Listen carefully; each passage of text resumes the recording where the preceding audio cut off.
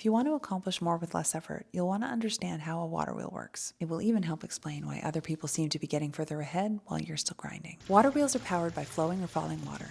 The weight of the water turns the wheel. That wheel is connected to gears, which drive machinery inside a mill. The result is a system that turns natural motion into mechanical work, grinding grain, sawing wood, or lifting loads. The water wheel shows us that motion alone doesn't create momentum. There has to be a system that gathers it, channels it, and puts it to work. After all, the water wheel doesn't make the stream flow harder. It harnesses the flow and builds on it. So ideally, you want to put your work into building the structure that lets your effort compound. First, you build where you have a head start, and then you create something that leverages that head start. For example, you could invest time in decluttering your kitchen down to the essentials and putting each item in its own designated spot. Or you might get licensed in a trade like plumbing. It's a big investment up front in training and equipment, but you keep improving, building referrals, raising your rates. You might build an entire company based on something you're good at. Maybe at first it's just you, but eventually you hire a team or create systems that deliver your value without needing you at the center. And if you're raising kids, managing a household, or supporting others, even small things can be multipliers, like teaching someone how to do the work for themselves, or streamlining a routine, or investing in a piece of hardware or software to make the work easier. All of these are structures that let your energy and effort go farther. But this water wheel metaphor is incomplete. We have to talk about the fact that only some people had access to the water and the capital to build a mill on it. Let's use one family in Atlanta to illustrate this. Judge Clark Howell built saw and grist mills along Peachtree Creek in the 1850s. Where did the land come from? Well,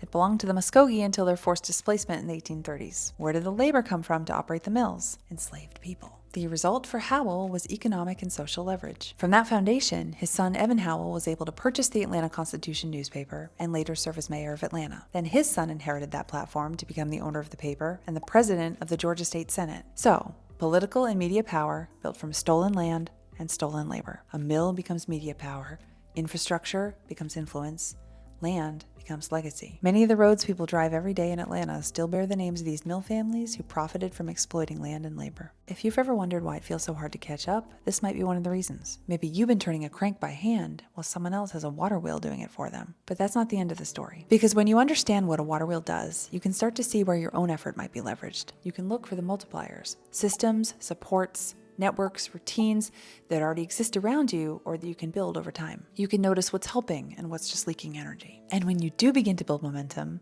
when your effort starts to go further, you get to choose where that benefit flows. The same structures that once concentrated power can be used to distribute it. The same forces that once extracted labor can ease it. Multipliers aren't inherently exploitative. They can be generous and humane. They can be designed in a way that supports not just you, but everyone they touch. And maybe that's what this metaphor is for. Not just to understand the old mills and how they worked, but to imagine what else we could build.